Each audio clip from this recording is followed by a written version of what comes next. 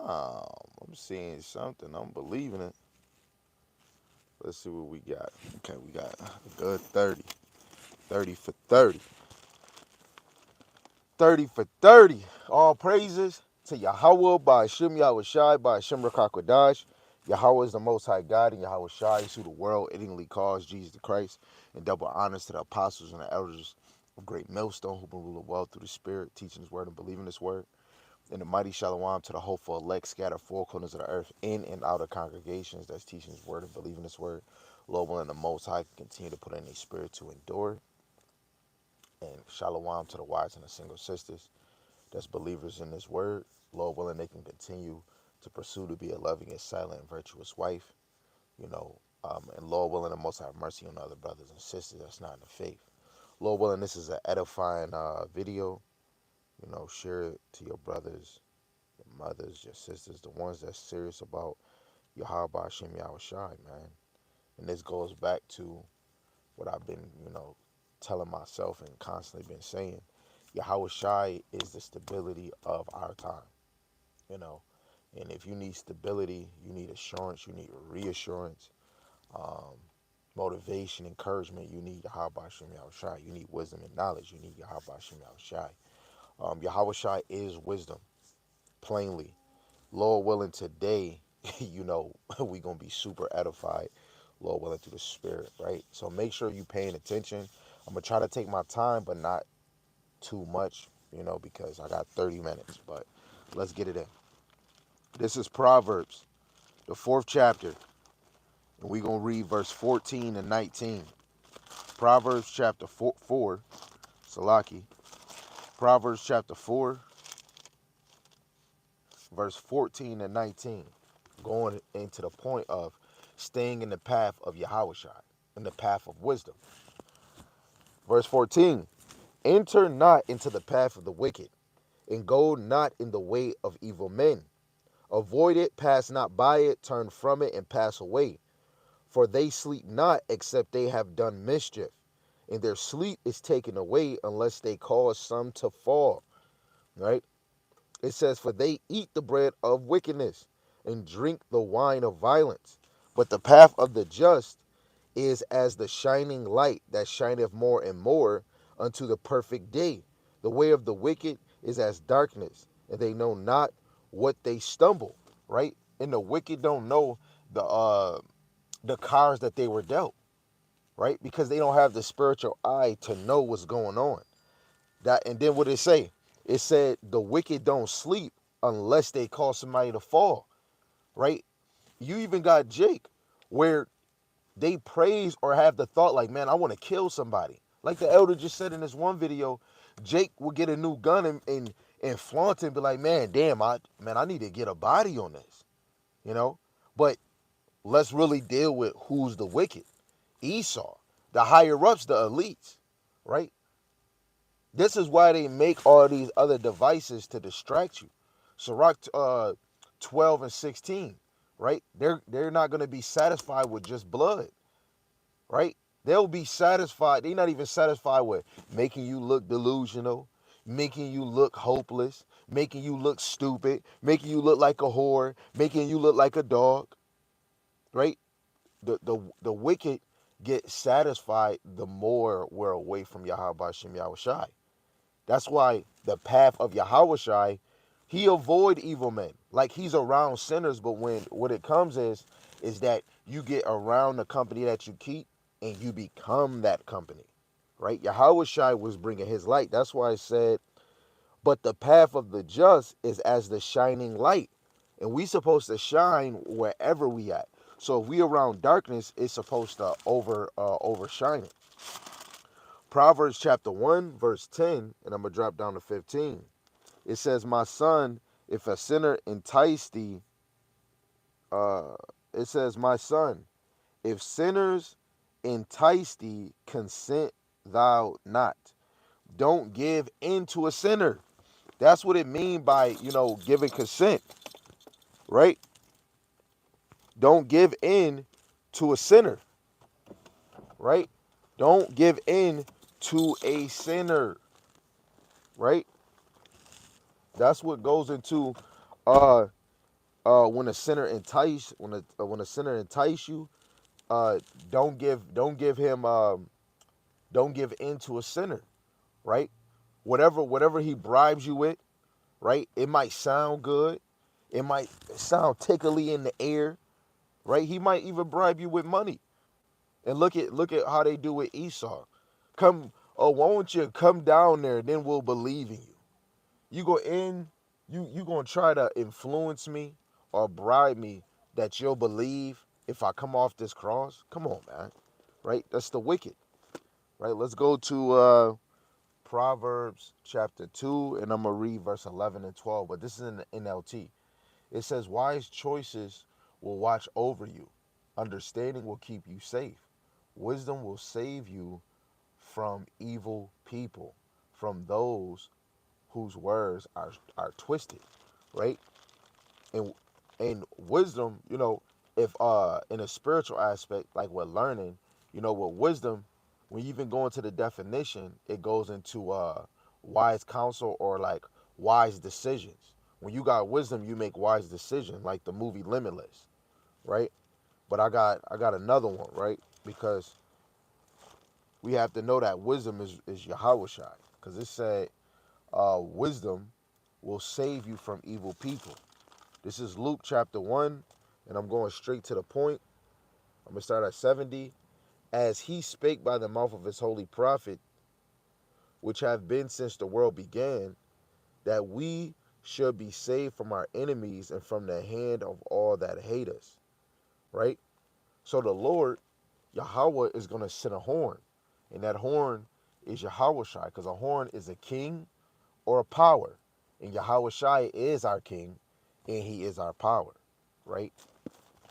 Now, let's go to Psalms, the first chapter, verse 1. Right? These is like motivational scriptures. Right? And when you think about it, this is what Yahawashi did. This is what helps if we want to be disciples. We want to be, especially for the men, if you want to be men of the Lord, you want to be teachers, you want your brain to flow good, it's the people you keep around you. Yes, we should be the light around sinners, right? But it's a scripture, I forgot, I think it's in Sirach 30:34. We should have conversations with intellectual people. We should do that more. The reason why is because it builds your vocabulary. Let alone you start hearing how people word things and talk. Eventually, you might drop old habits and pick up new habits, right? But we are supposed to be the light of the world. So the men of the Lord, we supposed to put that armor on and be anywhere, right, and illuminate the place, right? But this is Psalms chapter 1, verse 1. "Blessed is the man that walketh not in the counsel of the ungodly, nor standeth in the way of sinners, nor sitteth in the seat of scornful." Right? And Yahawashi was out the way of sinners. Right? Yahawashi was really, when they was like, he's sitting with sinners and Republicans, is because the Lord is searching the heart. He know what you thinking before you thinking it. So he knows at a point in time that some of these people I'm sitting there, they're gonna follow me. Or at a certain point, they're gonna follow me now, but then eventually they're gonna fall away. So I'm gonna use this as an example. But I know them over there, they will never follow me. We have to uh, we have to like critically observe Yahawashi, how he moved, right? Because Yahawashi wasn't in the face of prideful ass niggas. But yes, he was. But when I mean in the face, I mean like having a whole build, right? Whereas edification. Like you got St. John chapter 3. He having a whole dialogue with that brother. In the spirit, maybe Yahweh shall see that the brother might comprehend. He might understand what I'm saying, right? Because you got to understand when you having a conversation or a discourse, a debate, a conversation, it's going to be edifying, either one-sided or both-sided, right? So if we walking in the way of Yahweh, we're going to be blessed if we're not walking in the counsel of the ungodly or in the ways of sinners, right? So even me, especially if I need counsel, I go to my brother Yarmayan, let alone Sam, Asher, Bashar. That's who I go to, you know. And it's more better, especially when we dealing with something. As a man, you don't hurry up and go to your wife, your wife you go to. But it's certain ends with a man. A man will build you up in the scriptures. A woman can't really teach you, right? So with a man, you can tell him something you dealing with, right?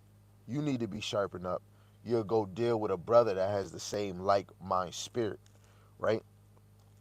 Because that goes in verse 3, right? So if I'm planted near a stream, near a flowing water, I should be, around brothers that's connected and flowing in that same stream. Let's keep going. This is Exodus chapter 23, verse 7.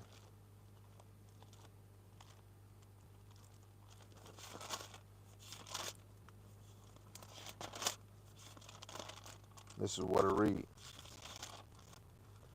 It says, "Keep thee far from a false matter, and the innocent and righteous slay thou not, for I will not justify the wicked." The Most High is not going to justify the wicked, but we need to stay far from false matters, unless we're going to clean it up. You know, that's why the debates or doing unity camp, you don't want to go into those false matters, because how can it be unity camp if you're teaching something different? Let it, like Elder Tahar, that will put a hole in your doctrine. Then let alone this another thing where people think all Hebrew Israelites are in the same boat. No, we're not. We're all different. You got to understand the teachings, and of course we're all not teaching the same thing. It's because that's all Yahawashi and Yahawashi, right? But us as men, and we moving like Yahawashi, because if this is the path of Yahawashi and Yahawashi's stability, let alone we learn it from Yahawashi, you don't want to you don't want to hang around false matters, but we want to expose it. We want to rebuke it. That's why Yahawashi was rebuking false matters, or Peter, you gonna deny me? Jude, hey, is the devil around me? Right, rebuking these spirits and putting them in pigs. Right. Let's go to Amos chapter 9, verse 11. Right, because what did we just read? Exodus 23 and 7. Sorry, to keep my eye on time. So keep far from false matters, and what it said, the righteous slay thou not, for I will not justify the wicked.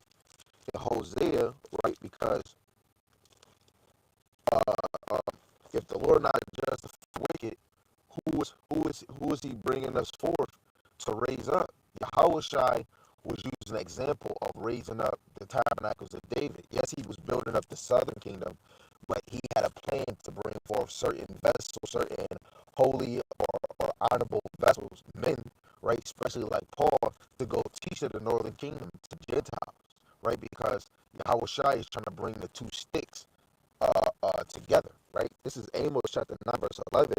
And in that day will I raise up the tabernacles of David that is fallen, and close up the breaches thereof.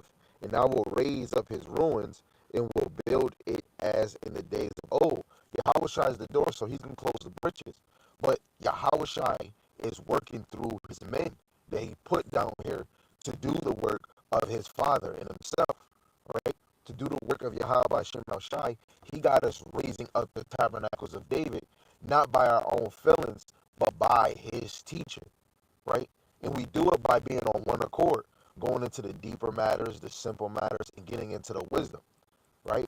And getting into the better understanding of the role of Yahushai, because none of us really know his full position, right? When you go into Revelations, I believe the 19th chapter, right? So you have to understand the men of the Lord are back to raise and bring awareness to the elect, right? To bring awareness to the tabernacles of David, right? This time is about to come, and you need to hold on, right? Hold on to the truth, right? Because again, Yahweh Shai is going to be the stability of our time. This is Job chapter 22, verse 23.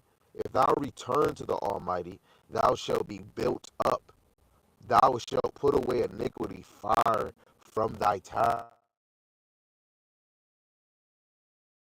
I thought of the name Benaiah, because Benaiah means God built up, right?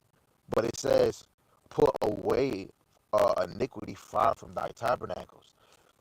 That's why the elders, apostles, and the affiliate, that have the same understanding as the elder apostles, that they're rebuking, the falsehood that's in the tabernacles, the wickedness, right? The pride, the proudful spirit, the lazy spirit. They're rebuking that, right? And that's what we're supposed to do when it comes up to building the tabernacles. We have to make sure no falsehood is coming out, right? And if it is, we're supposed to be here to fix it, right? We're like Keenan and Kel. We're the new repairmans, right? This is Isaiah chapter 33, and I believe I'm going to 15. I'm going to read it in NLT, right? It says, those who are honest and fair, who refuse to profit by fraud, who stay far away from bribes, who refuse to listen to those who plot murder, who shut their eyes to all enticements to do wrong. That's Yahawashi. Yahawashi stayed away and refused profit by fraud. Let alone that spirit was on Peter too, right? Because it was a man, I believe in Acts 19, that tried to ask him, can he pay for the Holy Spirit so he could be able to heal people? Yahawashi stayed away from fraud, bribes, and he refused to hear about murder.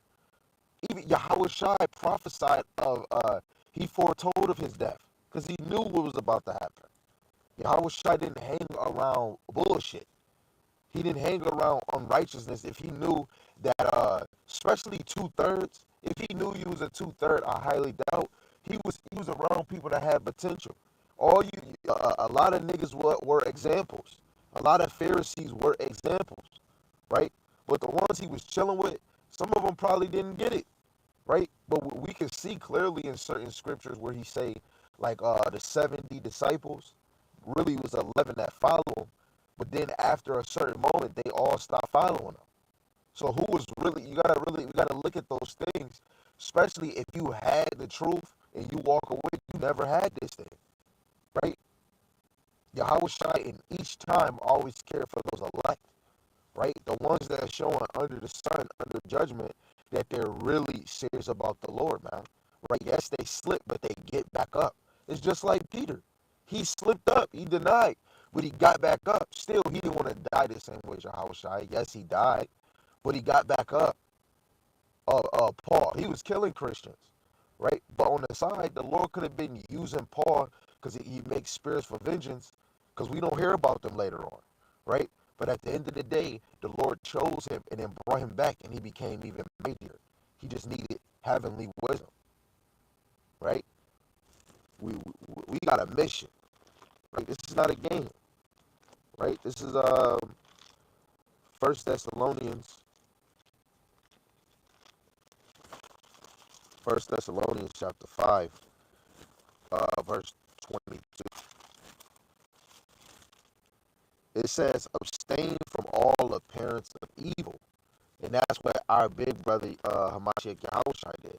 He stayed away from all types of evil, let alone the evil that we have that usually be in our minds.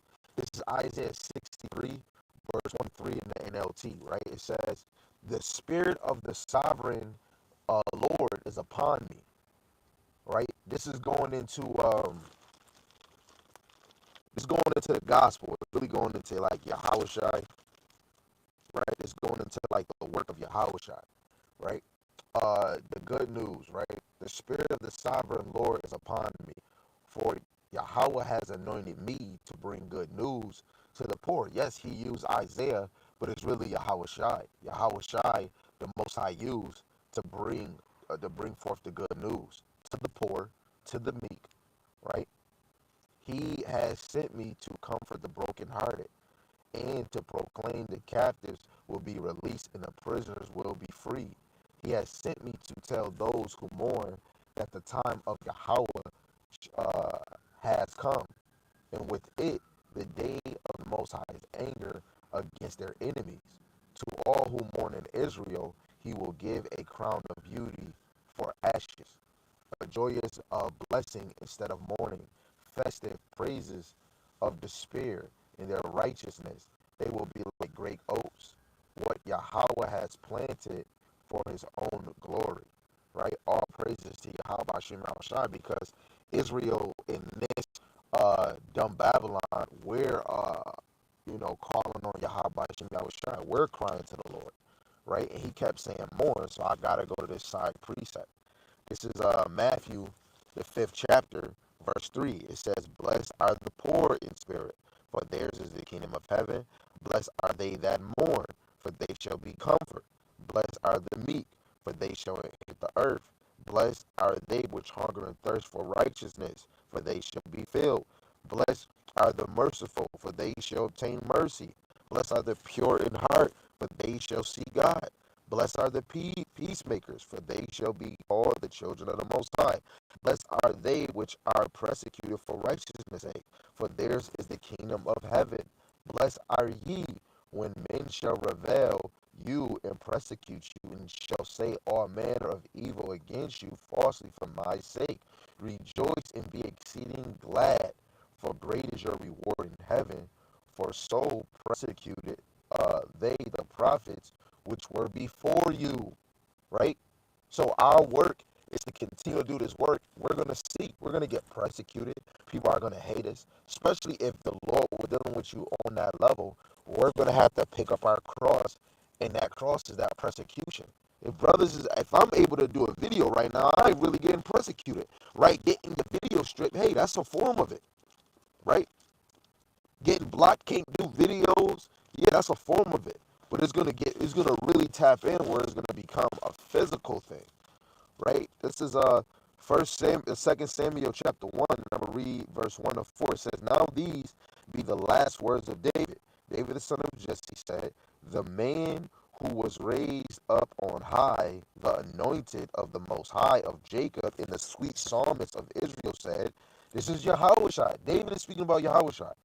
It said, "The Spirit of Yahweh spake by me, and his word was in my tongue," right?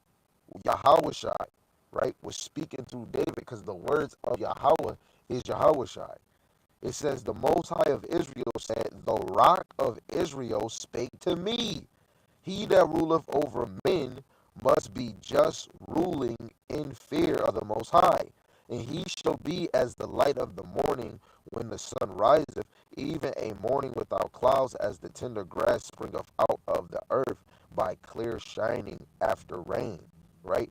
And this just goes into the ways of Yahushua, right? Because a ruler, that's he that ruleth over men must be just. That word just goes into righteous, like noble. He has to be righteous, ruling in the fear of Yahweh Shemau Shai. David was ruling in the fear of Yahweh Shemau Shai. Yes, little mistakes, but he was ruling in the fear of Yahweh Shemau Shai, right?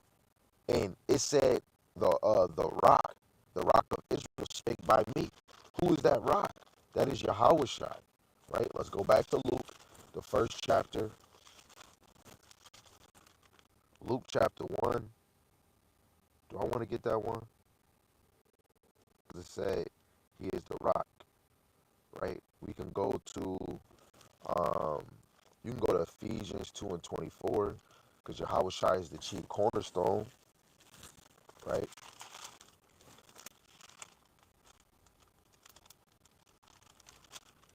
You know what? I'll just go to the one in the Old Testament, right? This is Psalms chapter 118, verse 22.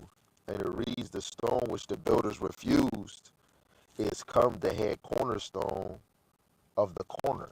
That stone is Yahushua. Just like how it say in Daniel, it was a stone that came and tore down the statue. It was a stone that wasn't carved by hand. That stone is Yahushua. Yahushua has so many titles, so many characters, in the scriptures, right? Because Yahushua is the stability of our times, right? Let's get these few more, because I gotta go to work, man, and I missed. I got so many other precepts I was supposed to give you guys, but the ones that got the pictures, they got the whole clip. So, as long as it was edifying and it hit the point that it hit. This is Matthew chapter 5 verse 14. "Ye are the light of the world. A city that is set on a hill cannot be hid. So we cannot hide this truth, man. We can't, basically, you can't hide this light to your brothers and sisters, right? To the world, however it may be, because I know some brothers might get more secretive, but we ain't really secretive because we putting it on social media, right? But verse 16, it says, let your light so shine before men that they may see your good works and glorify your Father which is in heaven. This is why you have to work on yourself, examine yourself, so that when you are in public, when you are at work, your light is shining, right? We supposed to shine so that Jake, whoever is the elect, they're going to know that spiritual light and they're going to cleave on, right? Cleave on, right? Dropping down to 45, it says that ye may be the children of the Father which is in heaven, because the Father is holy and we are holy. And if we are holy, we must move set apart. For he maketh his sun to rise on the evil and on the good, and sendeth rain on the just and on the unjust. Right? Let's go to St. John, the 8th chapter, verse 12. This is St. John chapter 8, verse 12, and that's what it reads. It says, then spake Yahawashi again unto them, saying, I am the light of the world. He that followeth me shall not walk in darkness, but shall have the light of life. Right? So that means if we abide in Yahawashi and we walk with him, we have the light of life. So Yahawashi is in us, man. That's even more. We should be observing and watching what we're doing, because if you're really serious about the ministry of Yahawashi, the Lord is with you, right? That's why even the Lord say, don't worry about what you're going to say, right? Dropping down to verse 30, it says, as he spake these words, many believed on him. Then said Yahawashi to those Jews which believed on him, if ye continue in my word, then are ye my disciples indeed. Right? That's another way to stay in the path of Yahawashi, right? To continue in his word, right? Continue with the acts of his word, continue believing in his word, continue reading up on his word, right? It says, ye shall know the truth, and the truth shall make you free, right? It's opening your eyes, you're able to see, right? Nobody can, they even say that these people they'll try to deceive the elect. They would never make it through, but they're gonna constantly always try, right? All praise to Yahweh Shema Shai. He gave us the blueprint to know about these niggas, man, right? This is St. Matthew chapter 10, verse 38. And he that taketh not his cross and followeth after me is not worthy of me, right? If that shows you not in the path of Yahweh Shai, you ain't picking up your cross. There's a lot of niggas that get in this thing and then they walk away. Nigga, you was never in this, man. Never. To walk in the path of Yahweh Shai, would he say, said, Lord, man, please let this cup pass over me. But let it be your will, not mine. You niggas let it be your will. This is Luke the 9th chapter, verse 23. And he said unto them all, if any man will come after me, let him deny himself and take up his cross daily and follow me. Yahweh Shai did not come down here boasting on himself, right? He spoke in parables, right? But he could have really killed niggas, man. He really humbled himself and made himself lower than a freaking worm. He could have really came and dressed. He could have killed these niggas right there and then. But he had to play his role. He put his anger aside, man. Right? Let's read this last one. All praise to the Most High. He allowed us to get through it. Right? This is First Peter chapter 1, verse 16 to 19 in the NLT. It says, for we were not making up clever stories when we told you about the powerful coming of our Lord Yahawashi Mashiach Yahawashi. So the teacher in this one is saying that they didn't come up with clever stories, right, about Hamashiach Yahawashi. And us deciphering the scriptures, we can't either. It says we saw his majestic splendor with our eyes when he received honor and glory from the Most High, the Father, which you see in Acts, the first chapter. The voice from the majestic glory of the Most High said to him, this is my dearly beloved Son, who brings me great joy.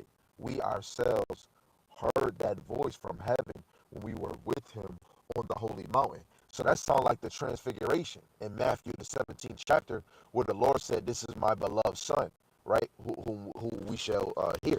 Right, let me just get that real quick. Right, Matthew 17.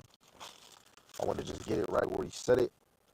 Verse 5, it says, while he yet spake, behold, a bright cloud overshadowed them, and behold, a voice out of a cloud which said, "This is my beloved son in whom I am well pleased. Hear ye him." And that goes with Acts 7:37, in Deuteronomy chapter 18, verse 15, and Deuteronomy 18:18. Right? This is the guy. This is that guy we supposed to be listening to, right? This is the last point, verse 19. It says, because of that experience, we have even greater confidence in the message proclaimed by the prophets, right? So I got more confidence by more confidence because these prophets walk with him. Then you have prophets speaking about him that never even got to see him. And then later on, we see it be fulfilled by the ones that actually got to see him. And we're in a time where we didn't even get to see him or walk with him. So we move by faith. It says, you must pay close attention to what they wrote, for their words are like a lamp shining in a dark place until the day of dawns and the Mashiach, the morning star, shines in your heart. Right? So Yahawashi has to shine in our mind, man. Like if you really serious about the Lord, Yahawashi has to shine in your mind, right? What did he say? Pay close attention to what they wrote, for their words are a lamp. So that means we gotta be dissecting. Brother saying, man, I can't do a lesson I haven't read. You're not in the path of Yahawashi if you're not reading. Because the Lord tell us to pay close attention to the prophet's writings, right? Lord willing, that was edifying, man. We got to, get all the way through it. If you miss anything, watch the video. All praise to Yahweh Shema Shai. I'm not better than you, but I'm trying to be better than me. Call Allah Yahweh Shema Shai, Yahweh Speed. Shalom.